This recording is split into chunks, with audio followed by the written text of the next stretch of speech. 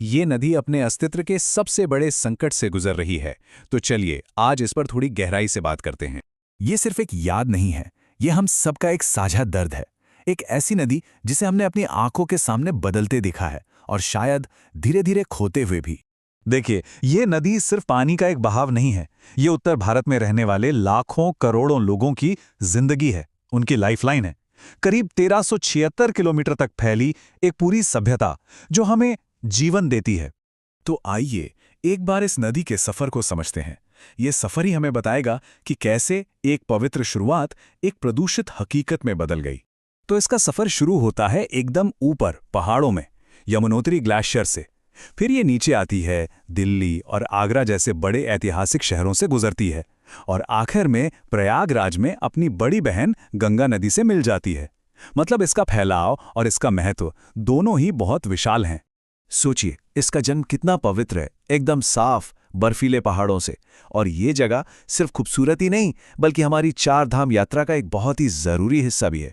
मतलब आध्यात्मिकता यहीं से शुरू हो जाती है। और इसकी पवित्रता का सिलसिला यहीं नहीं रुकता। जब ये नदी मथुरा और वृंदावन के घाटों पर पहुंचती है तो ये कान्हा की यमुना बन जाती है। भगवान कृष्ण की लीलाओं ने इसे भक्ति का प्रतीक बना दिया है। लाखों लोगों के लिए तो यमुना सिर्फ एक नदी है ही नहीं, वो खुद एक देवी है, एक माँ है। और तो और, दुनिया जिससे प्यार की निशानी मानती है, वो ताजमहल भी तो इसी के किनारे खड़ा है। ये बात हमारी इस नदी को दुनिया के नक्शे पर ले आती है। लेकिन इस खूबसूरत कहानी में अब एक बहुत ही दर्दनाक मोड़ आता है। अब बात करते हैं उस जहर की, उस गंभीर प्रदूषण की जो आज यमुना की पहचान बनता जा रहा है। ये एक कड़वी सच्चाई है जो इन तस्वीरों में साफ दिखती है। जहाँ से ये निकलती है पहाड़ों में, वहाँ इसका पानी शीशे जैसा साफ है। और जब ये हमारे शहरों तक पहुँचती है, खासकर दिल्ली से गुजरती है, तो ये काली और जहरीली हो जाती है। तो सवाल उठता है कि इसके लिए जिम्मेदार कौन है। जैसा कि आप देख सकते हैं, सबसे बड़ा हिस्सा मतलब 55% हमारे घरों से निकलने वाले गंदे पानी का है, जिसे बिना ट्रीट किए नदी में छोड़ दिया जाता है। उसके बाद है फैक्ट्रियों का केमिकल वाला कचरा और फिर प्लास्टिक और बाकी का कूड़ा।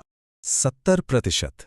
इस नंबर को बस एक पल के लिए देखिए और सोचिए।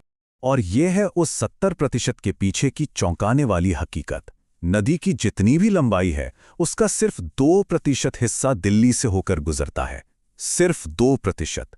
और यही छोटा सा हिस्सा नदी के कुल प्रदूषण का 70% पैदा करता है। ये एक ऐसा संकट है जिसका केंद्र हमारी राजधानी बन गई है। अब जरा उन पर ध्यान देते हैं जो अपनी तकलीफ बता नहीं सकते।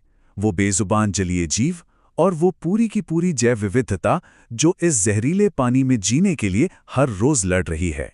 इस जहरीले कचरे की वजह से घड़ियाल और गंगा नदी की डॉल्फिन जैसी प्रजातियों का तो अस्तित्व ही खतरे में है। और इनके साथ साथ न जाने कितनी तरह की मछलियां और प्रवासी पक्षी जो इस नदी पर निर्भर हैं, सब संकट में हैं। एक पर्यावरण वैज्ञानिक ने इसे बहुत अच्छे से समझाया है। वो कहते हैं कि जब बिना ट्रीट किया हुआ सीवेज का पानी नदी में जाता है तो वो पानी की सारी ऑक्सीजन को सोख लेता है। अब बिना ऑक्सीजन के मछलियां सांस कैसे लेंगी? नतीजा ये होता है कि वो घुट घुट कर मर जाती हैं। ये एक धीमी और खामोश मौत है जो नदी के अंदर चल रही है। लेकिन उम्मीद अभी खत्म नहीं हुई है। अब समस्या से आगे बढ़कर समाधान की बात करते हैं। देखते हैं कि इस नदी को बचाने के लिए क्या कोशिशें पहले से ही चल रही हैं। ये स्लाइड दिखाती है कि नदी को बचाने की लड़ाई मिलकर लड़ी जा रही है।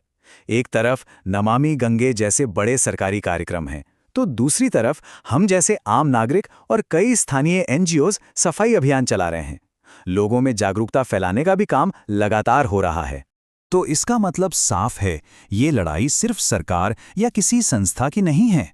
समाधान किसी दूर की पॉलिसी में नहीं, बल्कि हमारी अपनी व्यक्तिगत और सामूहिक जिम्मेदारी में छिपा है। हमारी इस पवित्र नदी को बचाने की शुरुआत कहीं और से नहीं, हमारे अपने घरों से होती है, हमारे रोजमर्रा के छोटे छोटे फैसलों से। जब ये छोटे छोटे प्रयास एक साथ जुड़ते हैं तो बहुत बड़ा बदलाव ला सकते हैं। यहाँ 4 बहुत ही आसान कदम हैं जो हम सब उठा सकते हैं। पहला, घर में कचरा कम से कम पैदा करें। दूसरा, सिंगल यूज प्लास्टिक को अपनी जिंदगी से बाहर करें। तीसरा, ये पक्का करें कि घर का सीवेज कनेक्शन सही जगह पर है। और चौथा, किसी भी तरह के केमिकल को जिम्मेदारी से डिस्पोज करें। और अगर कोई इससे भी ज्यादा कुछ करना चाहता है तो उसके भी कई रास्ते हैं। आप किसी नदी सफाई अभियान में वॉलंटियर बन सकते हैं, किसी स्थानीय एनजीओ को डोनेट कर सकते हैं, अपने दोस्तों और परिवार को इस बारे में और बता सकते हैं, या कहीं अवैध डंपिंग होते देखें तो अधिकारियों को उसकी सूचना दे सकते हैं। यमुना ने हमें जीवन दिया है। सवाल यह है कि क्या हम उसे उसका जीवन वापस देंगे? ये एक ऐसा सवाल है जिसका जवाब हमें अपनी आने वाली पीढ़ियों के लिए मिलकर खोजना होगा।